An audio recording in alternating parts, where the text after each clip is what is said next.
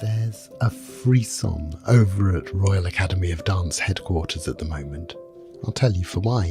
For the first time in 4 years, the RAD's flagship event, the Fonteyn, that's the Margot Fonteyn International Ballet Competition, is taking place in person in London this October, in a shared physical space with real physical young dancers, a 3D human audience and actual coaches and choreographers. They've done great stuff in the virtual sphere, but everyone is excited for the return to the physical realm. The thing about the Fonteyn is that it doesn't just showcase young dancers on the threshold of their professional career. It gives them a true development opportunity. There's a week of coaching and creating before they even take the stage, with a crack team of top professionals. This year's coaches include Endalyn T Outlaw, dancer, educator, choreographer, Dean of the School of Dance at the University of North Carolina. And she's today's guest on Why Dance Matters, the Royal Academy of Dance podcast. Endalyn's career is incredibly varied. She performed with the Dance Theatre of Harlem and in the original Broadway cast of The Lion King. She's restaged ballets and developed a philosophy of dance teaching that's about more than killer technique, but focused on helping dancers bring their whole selves to the stage. Endalyn T Outlaw is also a really good name. I suspect there's a story there. A superhero name with a supersized sense of responsibility to young people. I can't wait to hear why dance matters to Endalyn.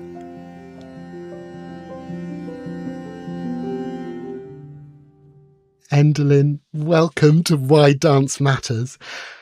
I was really struck by something that you said in an interview when you became Dean of the School of Dance at the University of North Carolina. And you said that you wanted your students to become not only incredible technicians as dancers, but also good citizens of the world. And it's such a resonant phrase. I wondered, what does that mean to you to be a good citizen of the world? And why is it important in dance? Well, I think to be a good citizen in the world is to be someone who is actively listening and paying attention to the things that are going on around them in their immediate lives, but also on the broader spectrum. I think that that enhances and enriches their experiences, but also gives an opportunity for them to affect change in the world. And so I think good citizens are people who just care about what's going on a larger circumference than just what is immediately impacting them in life. And I do think that that does resonate with who they become as artists. I know for me that being a good human, being a mindful human, caring about the world around me shaped my art and me becoming a ballerina far more than my being a ballerina shaped who I was as a human being. I think that the residue of our experiences really impact how we are perceived as artists on stage, that there's so much more to us than the visual that they're seeing, which is wonderful and which is why we train and work really hard and do the repetitive things that make us strong artists. But I think the human behind the artist is what takes you to that next level and resonates with a broad audience.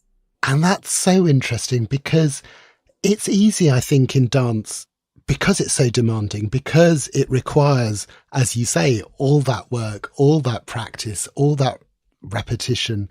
It must be quite easy sometimes to kind of cut yourself off from the wider world, to just have those blinkers on and to be a good citizen in the studio and on stage and forget about the world. But I think best practices are just transferable skills. So I think if you come in as a person who has been taught to respect others, to embrace differences, to err towards kindness and believe in the positive as opposed to immediately thinking the other, I think that those things really do carry into the studio with you.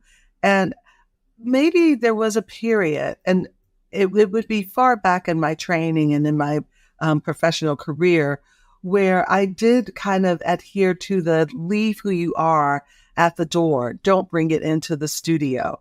I remember that being something that was often taught because there was a certain desire for you to allow yourself to just be a muse and lean into the transcendence of what it was we were ultimately trying to do on stage. But that, I don't remember when that shifted. All I know is when the shift happened, that for me, bringing my experiences with me enhanced everything that I did in the studio, and was validated by starting to get roles and really being able to embrace them from a rich standpoint. And as an educator, is it easy to pass on those ethical qualities? Is it just by modelling them, or do you design the way you teach so that it isn't just about steps, about technique, but is about that wider perspective? They really go hand in hand. I think it is most effective teaching students and learning yourself when it is a cyclical thing, that your actions what you say match one another. I often say, I don't want my statements to be my actions, but I want my actions to be my statement. If I live it, if I embody it, then I'm showing you what I'm also encouraging you to do, what's in my syllabi, so that you see it in real time and you see that it is not something that I'm just extending to you as an expectation. I'm showing and trying to live it, even as challenging as that can be at times.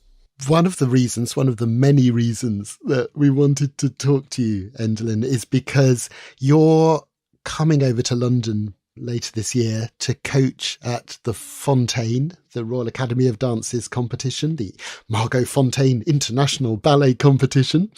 And when you enter a room full of dancers who you've probably never met before, and they have all the nerves of competition, of wanting to do their best, of being interested by a chance to be coached by you, how do you calm the atmosphere?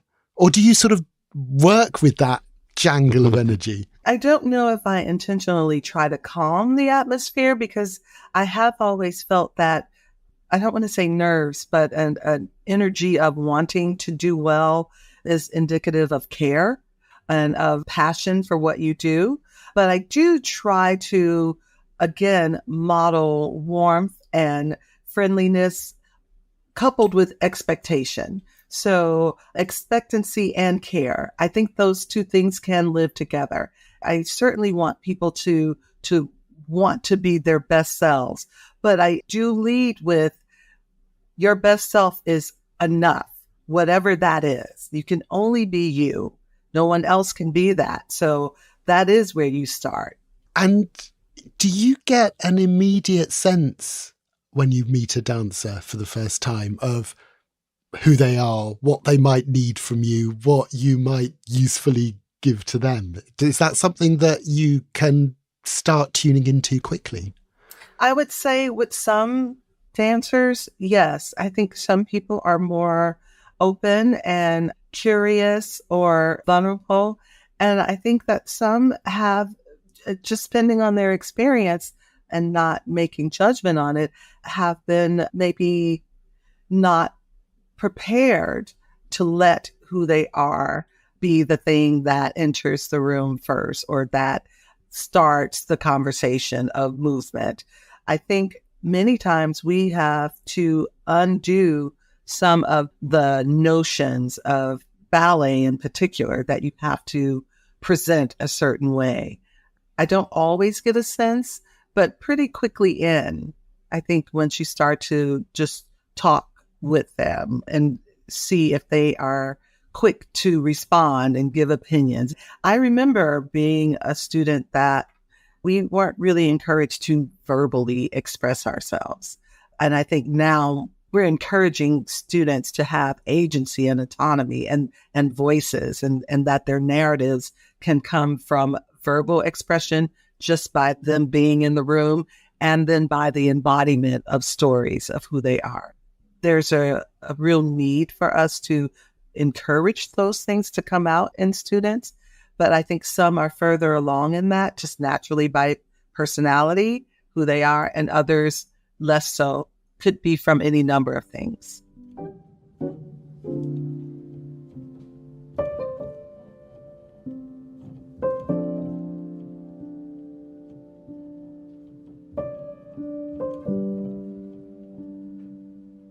Endalyn, as a dancer, you were known, among other things, for your mighty leaps. We're going to be doing some mighty leaps of our own, because otherwise this will be the world's longest podcast because there's too much to talk about. So the first leap is back to childhood, actually, and the beginnings of your dance journey, because you grew up in Chicago. Your parents were Baptist ministers. Mm-hmm. Were they wary of you embarking on a dance career? What did they expect for you? All right. So this is all probably going to sound really, really cheesy, but we are friends to the cheesy on this podcast. You're at home here. But I'm the youngest of 4 siblings, and I am 7 years younger than my closest sibling. And they are stair steps. They were 7, 8, and 9 years older than me. So when I came along, I was definitely a surprise. Let's just say, and I'd like to think that it was a pleasant surprise, or at least it turned out to be a pleasant surprise. And as the last child in my family, and we were a family of very modest means, my mom, her favorite aunt, was concerned that after having me, she might have another series of children, and wanted her to name me to me, no more kids. No. Oh my goodness. This is a true story. And so my mom named me End of the Line, a play on End of the Line, Endalyn, symbolizing, that's the end of this lineage of children. And she didn't have any more. But with that, she poured into me all of the things that she had learned over her years of being a mother. Some of those things were about the arts. She became aware of Josephine Baker and of dance in general. And so I was really the benefactor of a mom who, through just reading and awareness, was ready to tap into my creativity. And so when I got on the table of one of her best friends and started dancing to Tiny Tim's Tiptoe Through the Tulips, they didn't think I was crazy. They were like, here's the dancer. This is that opportunity. So they embraced it. That's delightful then. So you didn't have to stake a claim and argue your case. No, you could I didn't have just to go full throttle. I was able to go full throttle. And that was quite a feat with 2 Baptist ministers who many of their colleagues thought that it was something that I should not be allowed to do. Dancing on a Sunday was like the Sabbath day. How could you let her perform? But my parents really always expressed to me that they looked at it as a gift and an anointing. We're talking already in this conversation, we've been talking about mentoring and being a mentor, having a mentor. Leaping forward a bit again, you joined the Dance Theatre of Harlem, where your mentor there was a legend, Arthur Mitchell. Arthur Mitchell was one of the greatest dancers of the 20th century. He founded the company. He was an extraordinary figure in dance. How was that experience in the studio and in the company? So that experience was incredible. Definitely formative years for me that really I'm so grateful for to this day. If I could jump back a little bit to before being in the studio with Arthur Mitchell and all the beautiful ballerinas who were in the company at that time, I moved to New York City to be an apprentice with the company in the early 80s. And I was young. I was 16 years old. And again, that leap of faith from my parents to allow me to move to New York City upon Mr. Mitchell's urging was quite rare. But it was only on the condition that I lived with his mother. So I stayed with his mother when I first got to New York City in the brownstone that was right down the street from Dance Theatre of Harlem. If he was a force, which he absolutely was, she was a force. And she was a petite little woman, but boy, was she mighty. And boy, was she proud of Mr. Mitchell. And boy, did she have strong, strong ideas about what he would expect from me and what she expected from me. And so there was mentoring and there were standards that started at the homestead and carried over into the studio. And so being with him in the studio was certainly not easy all the time. And it certainly taught me grit. But what it definitely was informative in the way that you know someone cares and believes. And not only believes, but has expectations for you that he's not really going to accept you're not living up to. I often say that he was making us. He was like a master weaver, and he was making this great tapestry of artists and saw things in us that we hadn't yet realized in ourselves. And so sometimes he pushed. And if you didn't realize that that was pushing because he fully believed you were capable, it could be difficult. And I did go through a period of time when I would call my parents and say, I don't know if this is for me. I'm not getting any roles and he's tough on me all the time. And I just don't know if I can do this. And my mom, being one of my earliest mentors, she said something that I'll never forget. And I often share with students today. She said, well, let me ask you this. Do you love what you're doing more than you loathe what you're doing? And I said, I do. And she said, well, then you push through and you find a way. And only when it becomes more toxic than it is joyful do you make a shift. Your mother was wise. Wow, that's an amazing piece of advice. And how did you find a way through? What did become your path? Those words galvanized me into saying, stop trying to be what you think Mr. Mitchell wants you to be or anyone else wants you to be.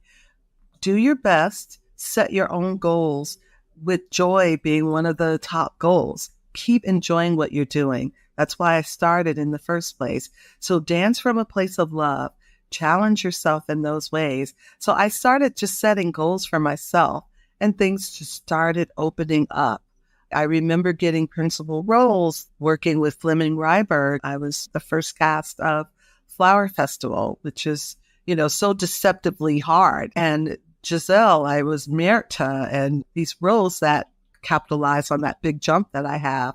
But prior to that, I just couldn't seem to break through.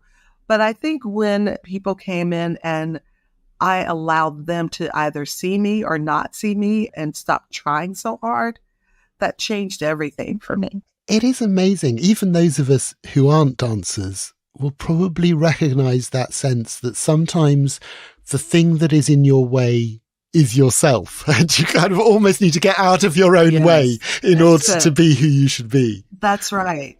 That's so true. That wasn't really a question, but I just thought I'd share. No, but it was a great observation. Thank you.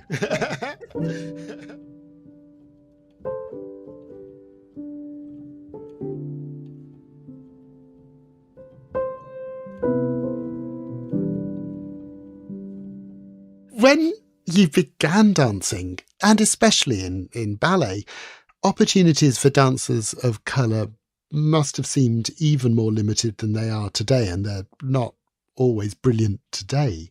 Where did you think your career would take you? Did you have a sense of what the future looked like? I really didn't. I trained primarily at Ruth Page School of Dance in Chicago. Once I got serious about it, my very first school was Mayfair Academy of Fine Arts, which was started by a hoofer, Tommy Sutton. And I took ballet, gymnastics, and tap all in the span of an hour. Brilliant. But it was one day that Chicago Ballet and the Ruth Page Productions, they were having auditions for Nutcracker. And I auditioned and I got in, that I then transitioned into training at Ruth Page School of Dance. And I was always one of two people of color in the studio, in the space. And in some ways, I was so young that I didn't understand what I was feeling, that it was isolation, and that there was a bit of a, why is this art form that I love so much not in love with me? It took me a minute to kind of understand those things. And so, yeah, it was hard, and I didn't know where it would end up, but I had talent. And I did get scholarships to study at Joffrey Ballet in Pennsylvania, School of Ballet, and other places. So opportunities kept arising, even with the challenges. So I stayed in. And then I remember very clearly, American Ballet Theater used to come to Chicago to perform at the Auditorium Theater. And the company dancers would take with Ruth Page, with Larry Long. Baryshnikov would take class with us.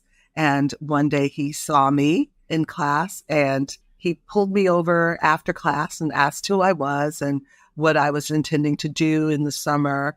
He said he wanted me to come and train at ABT. Boy, did that change so many things in terms of dynamic among other students who didn't necessarily always treat me so kindly. And that's not all of them, but some were a little elusive and a little distant. After that, things shifted quite a lot. I ended up not ever going for reasons that's a long story, but Dance Theatre of Harlem also came to Chicago, and Larry Long took myself and the other two dancers of color at that time to take company class with them. He offered them apprenticeships because they were older than I was at that time and wanted me to come and train there for the summer, which I did. And so seeing all of those beautiful brown ballerinas on stage doing Corsair and doing the classics, I think that was the moment where I thought, okay, well, there is a place for me in this art form. And one of the things that is really lovely as you speak is that because dance and ballet, they are careers of hard knocks and opportunities that don't always come your way and relentless criticism. Sometimes it's part of the teaching process. I don't get a sense that that led you to doubt yourself or to doubt your talent. You sound quite secure in that. Again, I think it dampened my love and my joy of it for a while. Not so much to doubt my talents. And I do think that was because of a really strong support system in my parents and in my siblings too, as well. I didn't doubt it. I think I just started to realize I'm going to have to create some yeses. I can't wait for all yeses. There are far more no's. So I'm going to have to be creative in how I get this done. Yeah, so it taught me permeability. It taught me creativity. It allowed me to tap into trying to see other ways that I could shine on the just in case,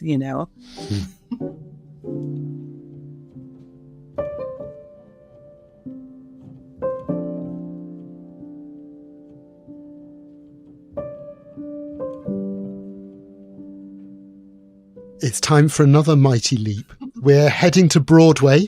It blows my mind that moves that you first danced in the original cast of The Lion King are still performed today by countless dancers across the world, probably dancers who don't necessarily have a sense of the people who were in the room when they were creating those steps originally.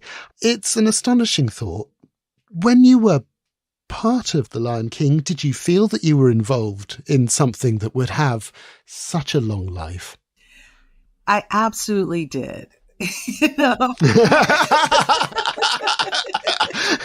And not because of my role in it, but because of the collective from Julie Taymor, who just recently spent time here at UNCSA with our students and is just an incredible role model for women who are in forms where they are the minority. Her representation of, again, having a sense of who and what it is she knows will be successful and what it will take, what sacrifices may have to happen in order for those things that she knows are integral to a successful production to take place.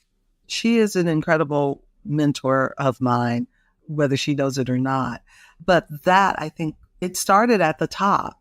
Her manner, her belief, her extreme amount of research and respect for the cultures and the details, from the fabrics and the prints and them all having meaning and being specifically chosen. All of those things were indicators that this is going to be something special because there is real care going into the creation of it. Nothing was done in a haphazard or just a throw it in there kind of manner. Working with Garth Fagan and PJ Pennywell and Natalie, again, the work that they put into creating concert-like movement in this Broadway production elevated the level of the artistry within this really accessible story that people knew from this animated movie. So I did know that it was going to be a success because they just put together an incredible team of people, from the creative team to the artist. I mean, people like Karine Plantandy, other dancers from Ailey, and all of the singers from South Africa and the U.S. It's incredible voices, incredible movers. And is it a very different discipline, especially when you've come from a repertory company like Dance Theatre of Harlem, to suddenly have to perform the same piece night after night, several nights a week, several afternoons a week, for weeks, months at a time? Is that a very different sort of discipline?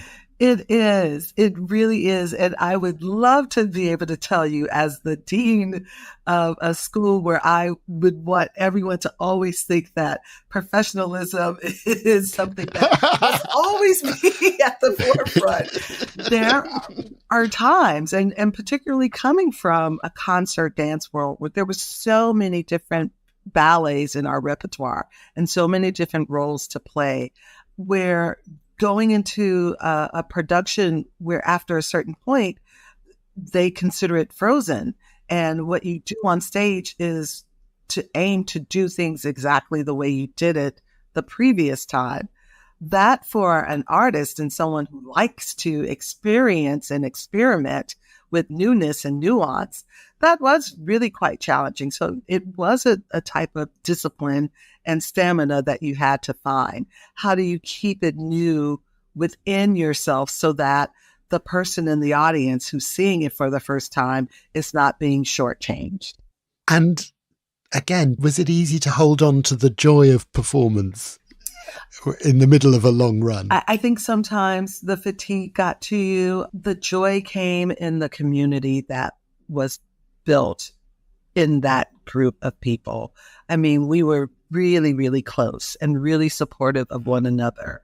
And we laughed together and we did things outside of performances and productions. We really felt a sense of being a family. And when one person maybe needed to be lifted up, we literally did circle dances and we created skits and celebrated people in song and rap, and we dressed up and we made each other laugh and smiled. And so we found ways to keep freshness a part of our experience, even if it didn't happen on the stage, if we had to honor being consistent in what we did.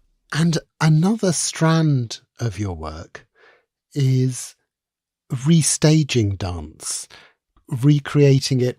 It's such an interesting discipline, that one, because it's not like a musical score. It's not like a play text where it's written down. There's notation, there's film, but holding on and communicating the spirit of a piece of dance is ever so tricky. How do you do it? It really is tricky. And I think it really is an honor. It's an honor to be able to impart your knowledge of someone else's work onto new bodies who should feel like once it is given to them, that it is equally an honor to be able to perform that with the history of it informing the movement, but also with the freedom and license to be able to bring who they are into the role. So it is a bit tricky, but I've always enjoyed it. I think one of the things I love so much about concert dance is that my brain allowed me to be able to learn works quickly and retain them. So restaging is something that comes naturally to me, and being able to give some background information with the steps. So the why as much as the what is very important to me when restaging works.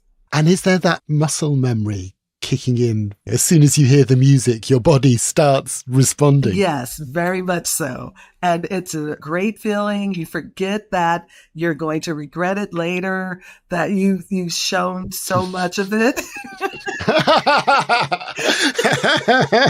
Because the muscle memory is quite real. And yeah, it's like time kind of ceases and you're right back there doing it. But then, the reality is your body does not respond the same way as it used to. But in that moment, yeah, it's incredible that the mind can be just as fresh and visualize and then be able to impart that information so clearly. And that's really funny because, I mean, we all say as we grow older, oh, I still feel 18 inside. That's right. And you still feel like an 18-year-old dancer inside. I do. And my body, and I'm knocking on wood, my body actually can still do a lot of the things. And in some ways, there are things that were more challenging when I was younger that are easier now because of that removed pressure of doing it for someone.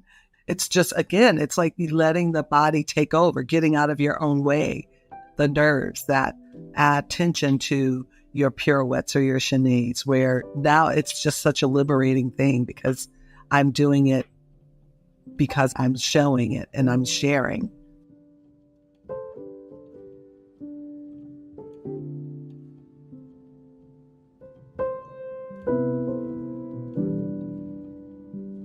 And we're taking one of our last leaps, taking you to your current role at the University of North Carolina.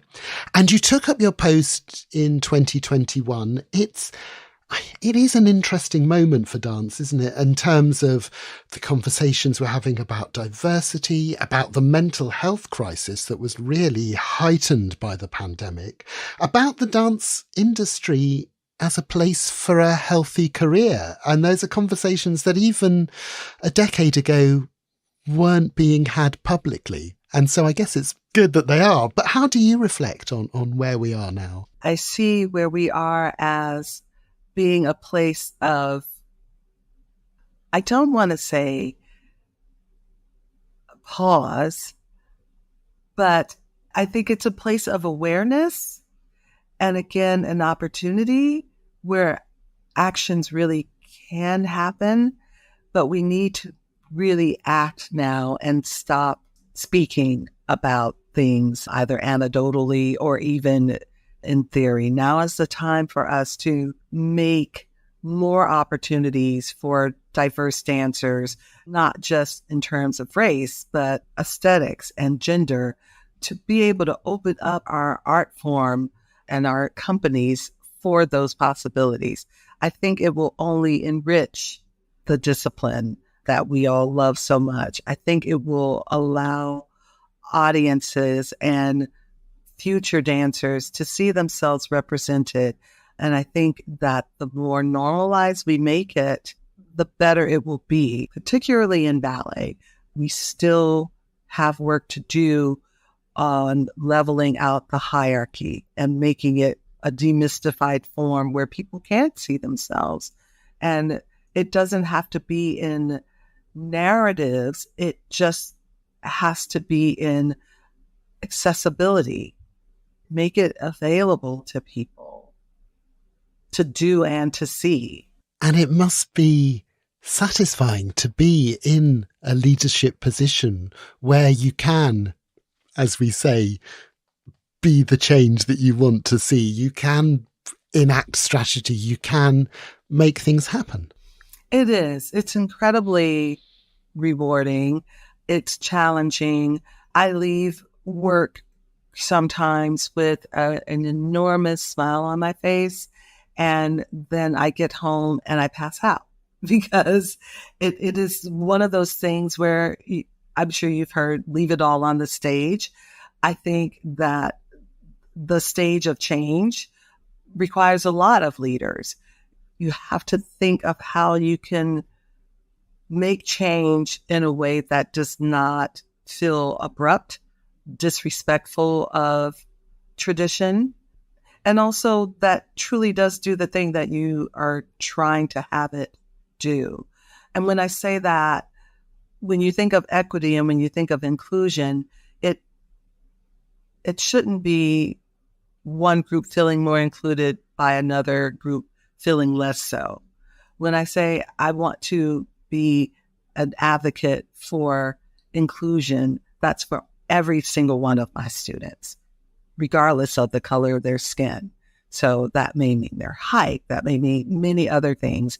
And inclusion sometimes is celebrated in making space for a group to shine, but not exclusive of other people being welcomed into those spaces or into those opportunities. Like, for example, we will be doing our winter dance is a main stage performance that happens in February every year here.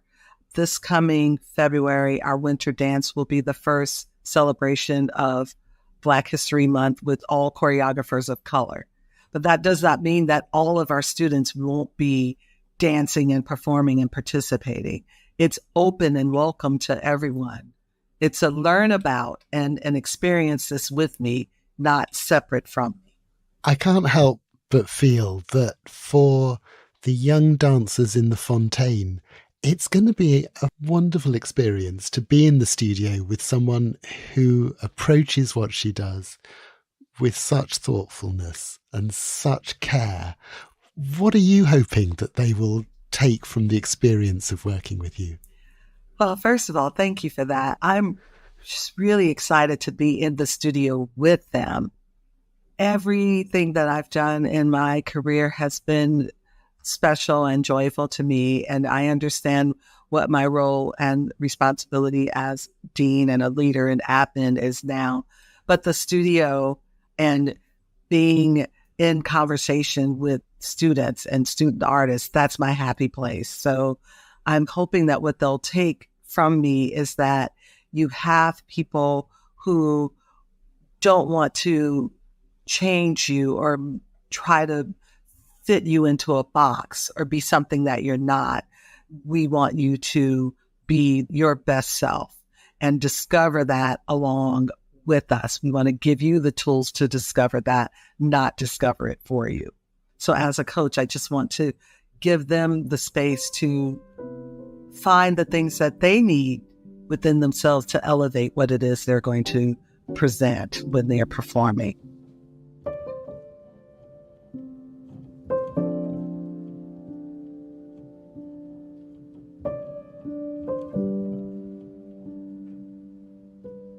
Endalyn, it's just been such a pleasure to speak to you, but I am now going to, with one last leap, release you into the world, but with the final question, which is, why does dance matter to you?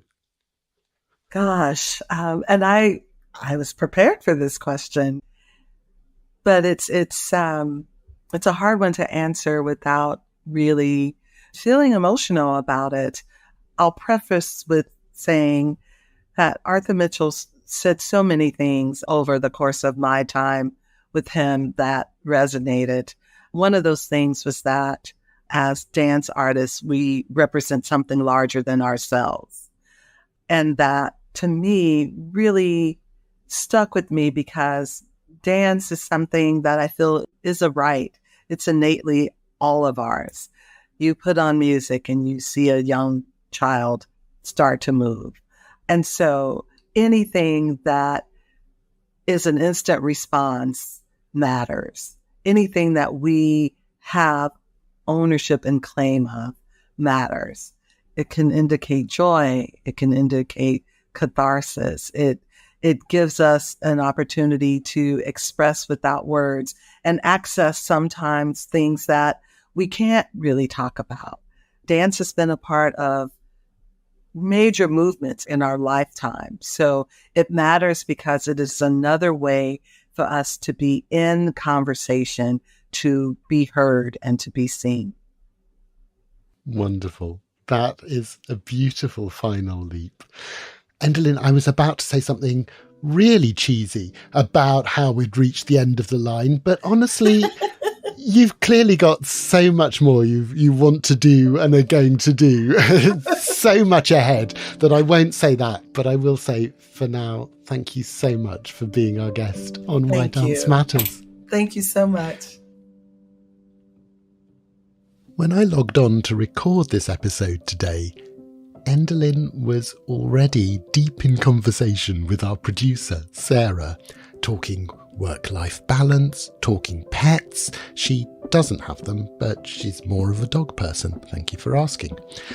Even before we began, it was clear that she was warm, empathetic, brimming with ideas. And I hope that comes over in the chat you've just heard. Endalyn will soon be heading to London for the Fonteyn, and our show notes have links to her work and the Fonteyn, which takes place in October.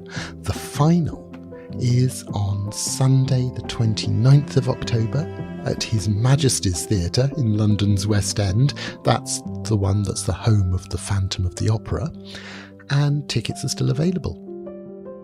And we'd be thrilled if you could subscribe, like, or review the podcast so that people who might enjoy Why Dance Matters can find us. Our guest today was Endalyn T Outlaw. Why Dance Matters is made by the RAD team of Neve Carey-Furness, Keisha Dodd and Katie Hagan, and our artwork is by Bex Glendinning. And our producer and resident superhero is Sarah Miles. I'm David Jays. Take care and see you soon.